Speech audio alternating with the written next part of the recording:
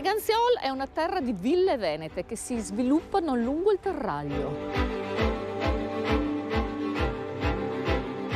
Il Terraglio è una strada napoleonica, sì, ma una volta il Terraglio era un canale che i veneziani usavano per venire in vacanza nell'entroterra. Ed è lungo questa via che si sviluppa il turismo slow e le sue osterie e trattorie.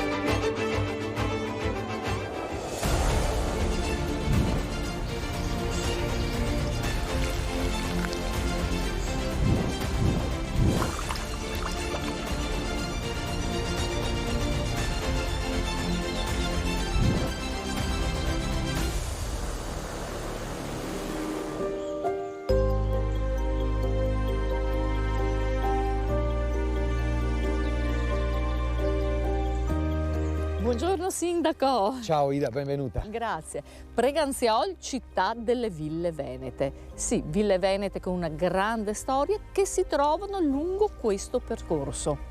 Sì, questo percorso, il percorso che caratterizza il nostro territorio è il Terraglio, la statale napoleonica che ha una grande storia. Croce delizia del nostro territorio perché lo divide in due, di fatto creando una difficoltà nell'individuare il vero centro di Preganziol, ma dall'altra parte creando questa via di collegamento fra Treviso e Venezia che fa del nostro territorio ovvero un baricentro di questa zona. Abbiamo detto ville venete come quelle che abbiamo qui proprio di fronte a pochi passi. Sì, qui abbiamo Villa Franchetti, poi Villa Taverna, Villa Colombina, sono davvero tante queste storiche dimore dei veneziani. È proprio lungo la strada del Terraglio, perché così viene chiamata il Terraglio. Ma perché? Terraglio sarebbe terraleum, la sua origine, ovvero terrapieno, nel senso che il vecchio canale era stato scavato portando tutta la terra poi su uno dei lati. Il lato veniva abbattuto dai viandanti che di fatto hanno poi creato questa strada parallela al canale. Tanti personaggi hanno caratterizzato la storia di questo territorio e ne parliamo con Francesca Gallo, la nostra storica. Buongiorno Francesca. Buongiorno. Il primo punto di riferimento che darei su questa ciclabile è appena passato il boschetto c'è via Aglaia Nasillide e in tanti chiedono ma che nome strano, ma come mai si chiama così la via? Aglaia Nasillide è stata all'epoca Angela Veronese, nasce a Caonada di Montebelluna, poi va a servizio della famiglia Zenobio e a Venezia comincia a entrare nei circoli culturali e diventa poi una poetessa. E da qui ci colleghiamo con la chiesetta che adesso ti porto a vedere, dove è sepolta Isabella Teotocchi Albrizzi, con la quale Aglaia Nasillide aveva una relazione letteraria molto importante. Allora via con la nostra prima tappa.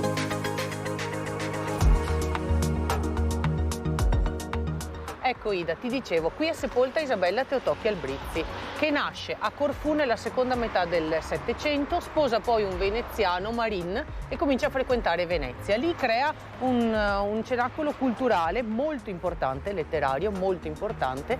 In seconde nozze sposa Albrizzi e viene a vivere nella villa qua di fianco. E quindi poi prima metà dell'Ottocento, quindi nell'836 quando muore, viene sepolta qua. In questi anni che lei ha vissuto tra Venezia, poi Gardigiano e poi Preganziol, sono passati tantissimi artisti qua, da Foscolo a Byron e Pindemonte, con cui lei appunto ha lasciato dei segni importanti a livello letterario e non ultima la sua presenza qua. Francesca, è quasi mezzogiorno, noi dobbiamo far tappa per mangiare e ci fermiamo da Ombre Rosse. Ma cosa sarà mai un'ombra? Andiamo a vedere. Eccoci arrivati all'osteria Ombre Rosse, sì, ma che cos'è un'ombra in questa zona? Dovete sapere che i viandanti, i mercanti che si fermavano in questa zona oppure a Venezia si riposavano all'ombra del campanile di San Marco e chiedevano un bicchiere di vino. Ecco, da lì arriva il nome ombra, che vuol dire piccolo bicchiere di vino all'ombra del campanile. E dentro ci aspetta Claudio, il nostro oste. Ed eccolo Claudio. Buongiorno. Il nostro oste qua su Traversa de Curame. Cosa vuol dire avere una traversa? Vuol dire appartenere a una loggia di enotecari che avevano fatto una fondazione che si chiamava Enoiteche. Cosa vuol dire essere un appassionato di vino? Vuol dire assaggiare vini in continuazione, aggiornarsi, visitare cantine, proporli. Certo, perché quella del vino è una vera e propria cultura. Sì, è proprio una vera e propria cultura. Girare l'Europa anche perché... Claudio, mi hanno detto che tu sei detentore di una cantina formidabile, ma non mi porti a vedere? Sì, ho più di 1000 etichette di vini di nazionalità e di regioni diverse.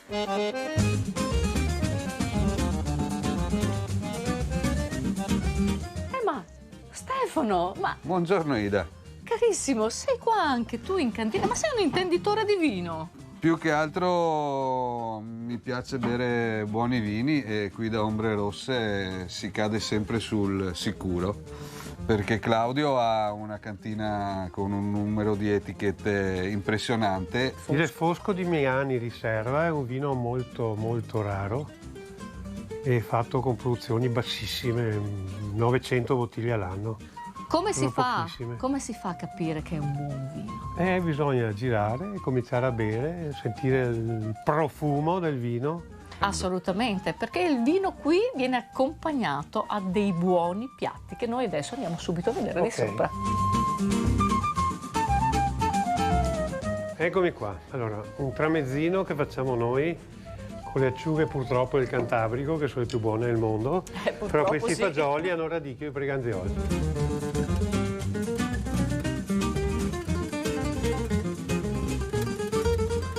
Stefano. Ida, è buonissimo e adesso ti porto a vedere il territorio da cui questi prodotti, questo radicchio e questi fagioli arrivano.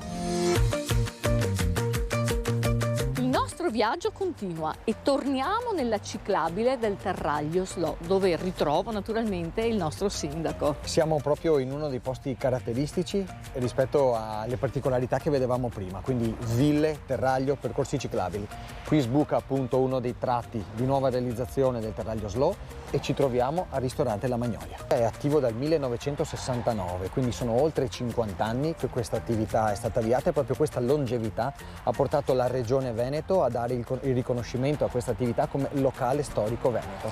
E qui si può mangiare solo ed esclusivamente pesce.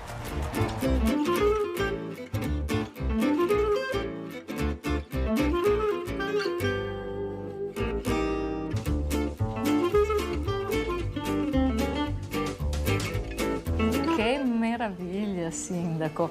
Un pesce questo importante, il rombo. Sì, importante perché è un pescato del giorno, pesce fresco, abbiamo detto di carne bianca, vero Luca? Assolutamente sì. Questo è il nostro cavallo da battaglia che abbiamo, il rombo al forno con le patatine. La ricetta per i nostri telespettatori.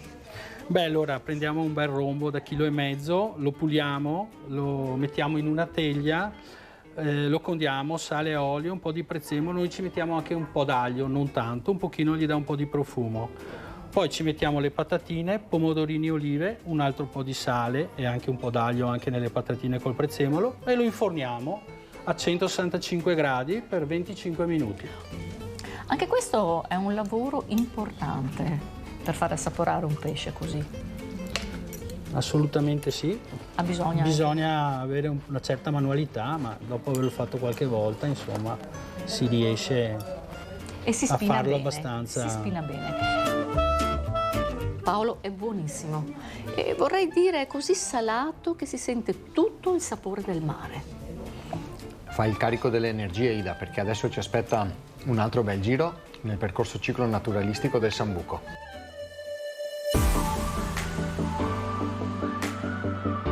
Stefano, eccoci arrivati nel percorso ciclo naturalistico il Sambuco. Sì, Ida, siamo in una delle zone più belle della campagna trevigiana, della Bassa Trevigiana, e questo percorso ciclopedonale consente di attraversare il nostro territorio rurale, di ammirarne la flora, la fauna e di ammirare ancora le campagne così come erano tenute e mantenute, come sono state mantenute negli anni e come lo erano storicamente. Le nostre siepi campestri, i nostri alberi, i nostri fiori in primavera, ma Certo. adesso anche i bellissimi colori dell'autunno e dell'inverno. Percorso il Sambuco, ma che cos'è? Il sambuco è una delle piante tipiche di questo territorio e di queste nostre campagne che possiamo vedere poi. Un percorso lungo quanto? È un percorso lungo 13 km partendo dal centro di Preganziol, di cui una parte ad anello attorno alle nostre campagne. Un percorso che ha anche una sua storia che noi andiamo ad ascoltare. Francesca, qualcosa di storico importante c'è da dire qua, le nostre tradizioni. Sì, perché abbiamo parlato di ville, abbiamo parlato di territorio, ma in realtà il territorio di Preganziol era prevalentemente contadino. Era un mondo rurale, legato sì alle ville, perché erano i signori del paese che erano proprietari delle terre, delle case, delle persone, e queste persone, questi contadini, sono quelli che hanno salvato questo territorio e che l'hanno reso per certi versi identitario in questo paese. Certo, e anche sapiente, come sapiente sono rimaste nel tempo le mani dei contadini che lavorano ancora al giorno d'oggi i prodotti e che li propongono al vasto pubblico, dove noi adesso andiamo. Ci troviamo nella frazione di Saint-Bughet e fin dalla notte dei tempi qui c'era l'usanza di far benedire le case. Sì, perché in questa via, in questo piccolo quartiere, di famiglie ce n'erano solo 3. Buongiorno Maurizio. Buongiorno, grazie. E voi eravate proprio una di famiglia delle queste 3 colonie, Favretto e Micheletto. Noi abbiamo dato il nome dell'azienda agrituristica Le Colonie. Cosa sia questo? Una roba grande così. Questo è un insaccato, è un prosciutto crudo che viene ricavato dalla coscia del maiale, la coscia viene disossata e viene insaccata. Quindi questo è un prosciutto crudo fatto da voi? Esatto, e tutti gli insaccati che noi facciamo, li facciamo naturali, senza conservanti e nitrati, come un tempo, come i contadini. Qui abbiamo una soppressa, sempre fatta a sale e pepe con aromi e spezie e nient'altro. Sì, i formaggi? Questo è un formaggio, poi abbiamo il pane fatto in casa, la nostra farina che la facciamo un po' tostare prima, lì abbiamo il prodotto trasformato, quelle sono polentine con ali di guanciale. Questo è il musetto in crosta che all'interno si trova del radicchio, che adesso è nella stagionalità, accompagnato il nostro radicchio fatto da noi con cuore, piantato da noi, messo sott'olio e marinato all'aceto. Da noi, questa è la parola cardine che io sento che tu dici, da noi perché? Perché oltre alla sapienza e all'esperienza, signori, qui si capisce che c'è anche il cuore.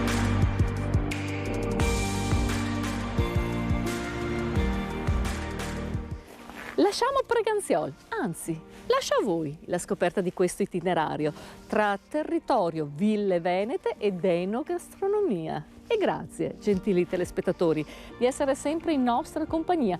Io vi do appuntamento la prossima settimana con il nuovo viaggio di itinerari.